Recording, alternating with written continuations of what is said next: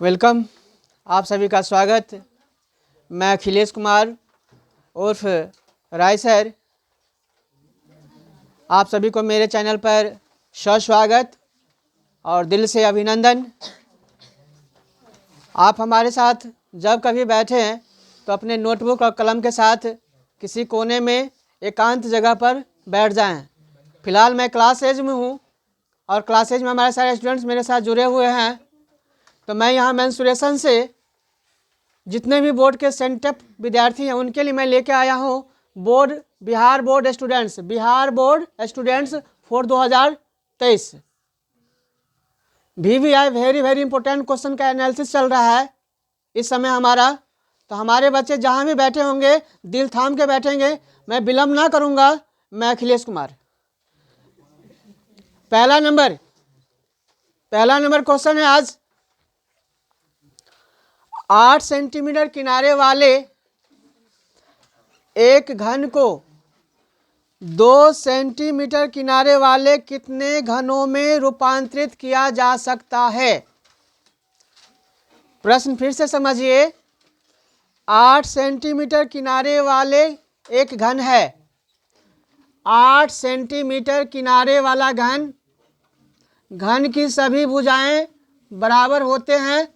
इस बात को सारे स्टूडेंट समझ रहे होंगे या जान रहे होंगे। 8 सेंटीमीटर किनारा का घन है इस तरह से।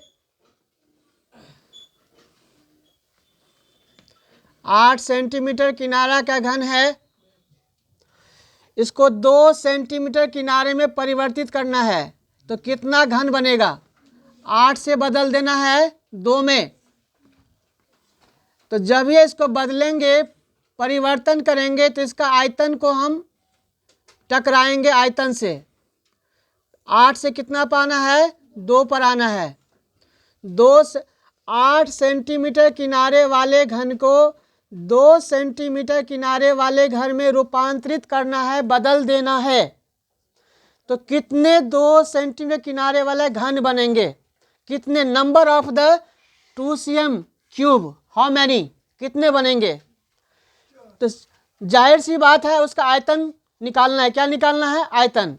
यानी 8 सेंटीमीटर किनारे वाले घन का आयतन में 2 सेंटीमीटर किनारे वाले घन के आयतन से अगर हम भाग सटा देंगे तो घनों की संख्या आ जाएगी। तो लिखेंगे बड़े घन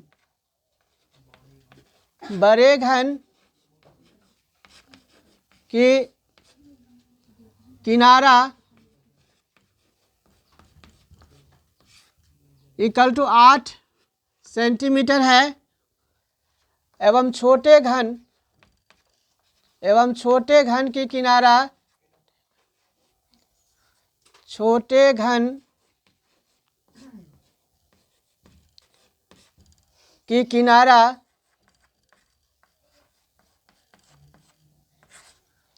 इक्वल टू 2 सेंटीमीटर।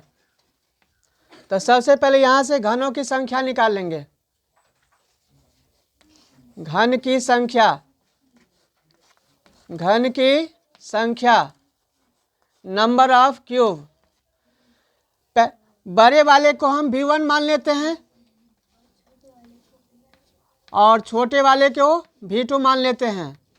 तो घन की संख्या बराबर निकल जाएगी V1/V2। यानी बड़े घन की जो आयतन होगा, घन का आयतन आप समझ रहे होंगे क्या होता है? भुजा क्यू। यानी L है तो L का क्यू, और इसमें हम छोटा L1 मान लेते हैं, L1 का क्यू। L आपका 8 है तो 8 गुना 8 कर देंगे 3 बार, और बटा में छोटा L आपका 2 है तो 2 को भी 3 बार सटा दीजिए गुना करके। तो 2 दूना 4 दूना 8, किसी एक 8 को काट दीजिए। 2 दूना 4 दूना 8, 8 से 8 कट गया, बच गया 8 गुना 8 कितना? 64। यानी 8 सेंटीमीटर किनारा वाले घन से 2 सेंटीमीटर किनारे वाले कितने घनों की संख्या हो जाएगी? 64 हो गया। अब इसका कह रहा है 64 जो हमारा निकला छोटा ये घन 64 प्रकार का आया, 64 आया, 64 आया। उसका कुल पृष्ठीय क्षेत्रफल निकालना है। क्या निकालना है? कुल पृष्ठीय क्षेत्रफल। तो लिखेंगे अब कुल पृष्ठीय क्षेत्रफल बराबर घन का कुल पृष्ठीय क्षेत्रफल का सूत्र आप सभी जानते होंगे, पढ़े भी होंगे, ऐसी बात नहीं जो नहीं पढ़े होंगे। 6 गुना एल स्क्वायर, तो एक के लिए 6 गुना एल स्क्वायर, हमारे पास कितना है 64 है, तो पूरे 64 के लिए पूरे 64 का पृष्ठीय क्षेत्रफल निकाल लेंगे। पूरे 64 हमारे पास निकल के आया है, तो 64 गुना 6, एल कितना था 2 सेंटीमीटर किनारा था, कितना था 2, तो 2 का स्क्वायर कर दीजिएगा। यहाँ पर समझने का फंडा है, कहीं 8 पे नहीं बना के आ जाइएगा। आपने किसका निकाला है 2 सेंटीमीटर वाला का, तो 2 सेंटीमीटर किनारे वाले घन का ही आप कुल पृष्ठीय क्षेत्रफल निकालेंगे, न कि 8 वाला निकाल के आएंगे, तो कभी भी नहीं आंसर आपका सही आएगा। इसलिए जिसका पूछेगा तो यहाँ एल का मान 2 रखेंगे, ठीक है। अब आपका गुना करके आ जाएगा, 64 को 6 से कर देंगे तो 6 चौक 24 हासिल 2, 6 छक 36 आ 2 38, 384 आ गुना में फिर आपका आ जाएगा 2 का स्क्वायर 4, तो गुना कर दीजिएगा, 4 को 4 से 16, 4 अट्ठे 32 और 1 33, 3 4 तिया 12 आ 3 15, 1536। आपने क्या निकाला पृष्ठीय क्षेत्रफल निकाला है, तो क्षेत्रफल का ऐसा मात्रक वर्ग होता है, तो ये सेंटीमीटर है तो लग जाएगा वर्ग सेंटीमीटर, ये वर्ग सेंटीमीटर। तो यहाँ पर 2 आंसर आपका निकला। एक तो कुल घनों की संख्या आपका आ गया 64, कुल घनों की संख्या पूछेगा तो 64, और इसका कुल पृष्ठीय क्षेत्रफल यानी 64, इस तरह का 64 बना डब्बा, इस तरह से 64 डब्बा बना, इसका कुल पृष्ठीय क्षेत्रफल आ गया 1536 वर्ग सेंटीमीटर स्क्वायर, है ना। इसके बाद अगला क्वेश्चन लीजिए, क्वेश्चन नंबर 3 है, यानी सेकंड, फर्स्ट बताया, इसका सेकंड क्वेश्चन नंबर है प्रॉब्लम में। 3 घनाकार धातु के पिंड कितने हैं 3 घनाकार धातु के पिंडों की भुजाएं क्रमशः 3 सेंटीमीटर, 4 सेंटीमीटर और 5 सेंटीमीटर है। तीनों को पिघलाकर एक घनाकार पिंड बनाया गया है। इस तीनों जो घन है छोटा छोटा 3 वाला, 4 वाला, 5 वाला, उसको पिघला करके एक बड़ा घन का निर्माण कर दिया गया है, बड़ा घन का निर्माण कर दिया। तो नए घन की भुजा कितनी है, पहले भुजा निकाल लीजिए, भुजा कितनी है और फिर पूर्ण पृष्ठ क्षेत्रफल निकालना है। 2 क्वेश्चन है इसमें।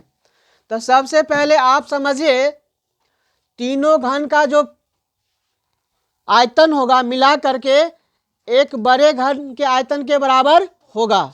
इस बात को हम लोग भली भांति समझ जाएं, क्योंकि घन को पिघलाएंगे तो एक बड़ा घन का निर्माण हो रहा है। तो तीनों जो भुजा है 3, 4 और 5, तो लिखेंगे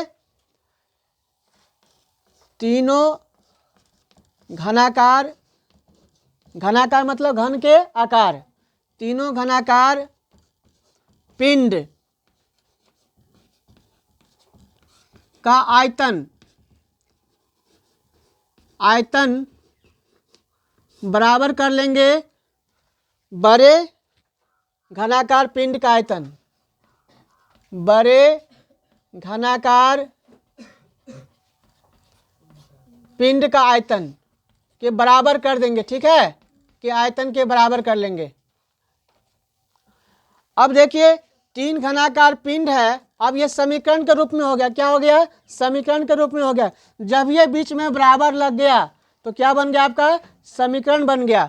तो पहले घन के लिए हम अगर L1 मान लेते हैं तो घन का आयतन पहले का L3, फिर दूसरे के लिए L2 मानते हैं तो L2 का होल क्यों हो जाएगा। ज़्यादा प्रोसेस हम नहीं कर रहे हैं, सटीक प्रोसेस बता रहा हूँ। तीसरे को मान लेता हूँ L3 तो का होल क्यू बराबर चौथा है, जिसको हम आपको सिर्फ L मान लेते हैं। क्या मान लेते हैं L, इस L का क्यू, L1, L2, L3 यानी पहला घन, दूसरा घन और तीसरा घन। पहला घन, दूसरा घन और तीसरा। तो घन का आयतन भुजा क्यू, यहाँ भी भुजा क्यू, यहाँ भी भुजा क्यू, बराबर बड़े घन के आयतन। तो बड़ा घन को हम L मान लिए हैं, तो L का क्यू, जो ये हमको निकालना है, यहाँ से ये भुजा निकल जाएगा। अब निकलेगा कि नहीं निकलेगा, इसलिए आप निकाल लेंगे। अब पहला कितना है 3, तो 3 का क्यू कर देंगे। अगला 4 है तो 4 का क्यू कर देंगे। अगला क्या है 5, तो 5 का क्यू कर देंगे। बराबर जो मेरा सबसे बड़ा है वो ऐसे ही रहेगा। अब देखिए 3 का क्यू करेंगे तो 3 का पहाड़ा 3 बार, 3 तिया 9 तिया 27 निकल के आएगा। इन्हें 3 तिया 9 कर दीजिएगा, फंस जाइएगा दलदल में। इसके बाद 4 को लगातार 3 बार, 4 गुना 4 गुना 4, तो 4 चौक 16, 16 चौका 64 निकल के आएगा 64। फिर 5 का क्यू, तो 5 गुना 5 गुना 5, तो 5 को 5 से 25, और फिर 25 को 5 से गुना कर दे 125 निकल के आएगा। बहुत बहुत धन्यवाद आप सभी को। बराबर एल क्यू का, ठीक है। अब इस सब को जोड़ में है, सब में जोड़ लगा है तो जोड़ दीजिए, जमा कर दीजिए, इकट्ठा कर लीजिए। तो 5 4 9 और 9 7 16, हासिल लगा 1 1 2 3 3 और 6 9 9 2 11, हासिल 1 1 और 1 2, 2 से 16 आ गया, बराबर एल क्यू। अब देखिए 216 किसका घन होता है, 6 का। 216 किसका घन होता है, 6 का, यानी 6 का क्यू हो गया। किसका क्यू हो गया, 6 का। नहीं समझे तो 216 का टुकड़ा कर लीजिए। 6 से करेंगे तो 6 तिया 18, 6 छक 36, फिर 6 से करेंगे तो 6 छक 36, 6 एकम 6। तो कितने बार 6 लिखे, 1 बार 2 बार 3 बार, तो इसीलिए 6 लिखे हैं, अब पावर 3 चढ़ा दिए, है ना। घातांक 3 बराबर किसका, एल क्यू का। अब देखिए यहाँ भी घातांक में 3 है और यहाँ भी घातांक में 3 है, तो 3 से 3 को उड़ा दीजिए। तो एल बराबर आपका निकल गया कितना, 6। एल आपका क्या था, बड़े घन की भुजा थी, बड़े घन की भुजा थी।